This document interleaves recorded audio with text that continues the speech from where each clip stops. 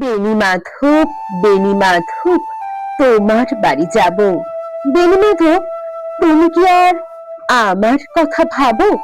বেণী মাধব মোহনবাসী তমাল তরুমূলে বাজিয়েছিলে।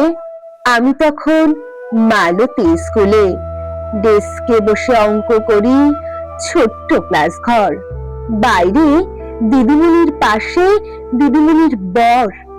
আমি তখন নবম শ্রেণী, আমি তখন শাড়ি। আলাপ হলো বেণী মাধব সুলেখাদের বাড়ি।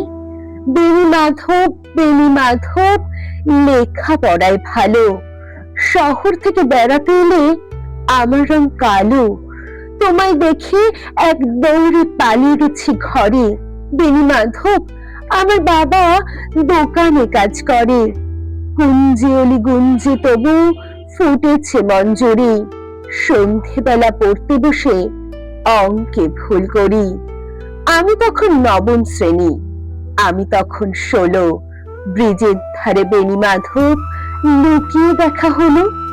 বেণী মাধব, বেণী মাধব, এতদিনের পরে সত্যি বলো, সেসব কথা এখনো মনে পড়ে? সেসব কথা বলেছ তুমি তোমার প্রেমিকাকে? আমি কেবল একটি দিন তোমার পাশে তাকে দেখেছিলাম আলোর নিচে অপর বসে আলো। স্বীকার করি দুজনকেই মানি ছিল ভালো। জুড়িয়ে দিল চোখ আমার, পড়িয়ে দিল চোখ। বাড়িতে এসে বলেছিলাম ওদের ভালো হোক। রাতে এখন ঘুমোতে যাই একতলার ঘরে। মেঝের উপর বিছানা পাতা, জ্যোৎস্না এসে পড়ে। আমার পরে জীবন ছিল চোরা পথের বাঁকে মিলিয়ে গেছে।